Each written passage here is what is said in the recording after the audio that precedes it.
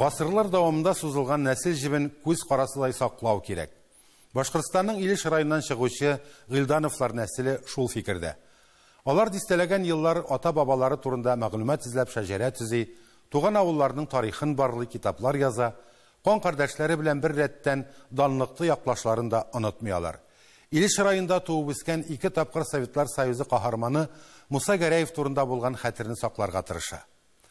Туганлык көчен югалтмыйча, кайгыда да, шатлыкта да иң атлап баручы Гыйлдановлар нәселе вәкилләре белән хәбәрчебез Миләүшә Латыйпова танышты. Ауыр атлетика буенча спорт мастеры Фәүл Гыйлданов спортчы карьерасын тәмамлагач 40 елдан артык нәсел җибен барлый. Туганнары белән бергә 24 буынны тәшкил иткән шәҗәрә төзиләр. Туган як Илеш районы Бишкурай авылының тарихын да энәсенә җибенә кадәр тикшерә алар. Монда инде төрле фаразлар йөренде, иң башта инде менә 5 иркилгәннәр, менә безнең каршыманлык, безнең алда шул каршыманлыкның артында бура башы диләр. Шунда 5 бура бураганнар. 5 бура бураганда 5 әтәч суганнар.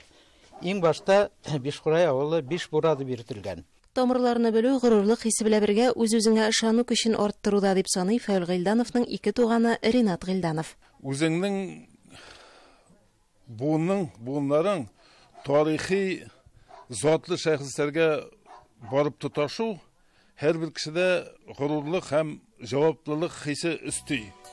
Тау куенына сыймаган Бишкурай авылы табигать һәм вакыт җилләренә бирешми. Биредә яшәүчеләр яратып дөнья көтә, әдәбият, фән һәм спорт өлкәсендә уңышлар казана. Бу авылда 14 спорт мастеры туып үскән. Без бит инде менә Роберт Миннуллин белән дә күрешәбез. Фәүл ди менә безнең Шәммәт авылыннан ди шагыйрьләр ди, җырчылар ди, сездән дигел сугышчылар да спортсменнар ди.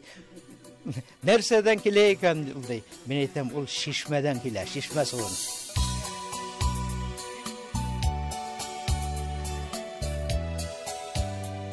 Бу шишмә таш шишмә дип атала. Бу бик матур шишмә. Матур итеп каралган, сулары тәмле, килеп эчебез. Авырмассыз, исән-сау булырсыз. Авыл тормышы замана таләпләренә буйсынып үзгәрергә мәҗбүр. Кемдер ата-ана нигезенең язмышын кара риэлторлар кулына тапшыра, ә кемдер туып үскән йортын кадерләп сакларга тырыша. Мәсәлән, Алабугада яшәүче Фәнис Гыйлданов авыл уен яңадан тергезә. Алла белсә инде пенсиягә чыккачан шушы өйдә торырга исәп. Төп-йортта инде. Төп-йортны бетерәсе килмәй. Безнең авылда күп кешеләрне моны йортларын сатып киттеләр. Буна караганда мин шул кайсы чагында шутлап утырам. Соңыннан теге җылап, натураль җылап йөриләр. Малай бар, малайга васия итеп калдырга йортны исәп бар инде. Абыйлы сеңелле Алмаз һәм Гөлнара Гыйлдановлар исә васият итеп калдырган өйне музей кебек саклый. Йортка керү белән өй бусагасыннан әти-әни каршы алгандай була диләр алар. Әнкәй безнең миләшне яратадыр. Әткәй белән әнкәй бергә утыртып алар, тәрбияләп шул хәтлек аларның төшесеннән шуңарга сынсалар да сөйәп куябыз үсеннәр дип. Аузу биллахи минаш шайтанир раҗим.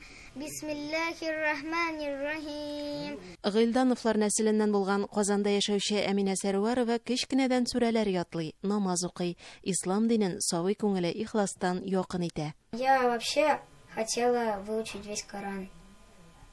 Вот. У меня есть одна учительница. Она очень хорошо преподает. Я думала, она мне даст уроки Корана. А как насчет выучить татарский язык? Ну, я об этом тоже думала. Гыйлдановлар нәселе белән генә түгел, данлыклы якташлары белән дә горурлана. Шулар рәтендә 2 тапкыр Советлар Союзы герое Муса Гәрәев. Бөек Ватан сугышында катнашкан очучы штурмовик, гвардия полковнигы. Яу кырында 250-гә якын хәрби очыш ясаган. Очрашкан сайын туганнар Бөек Ватан сугышы каһарманнары истәлегенә ачылган мемориаль комплекска килергә тырыша. Муса Гәрәевнең замандашы 93 яшьлек Риза Хакимов батыр белән очрашуны әле булса да хәтерли. Мин анда конторда эшләдем. Ул килүгә әзерләнеп тордык инде, ул күкә әзерләп. Туннар, толыплар, пима, бияләйс.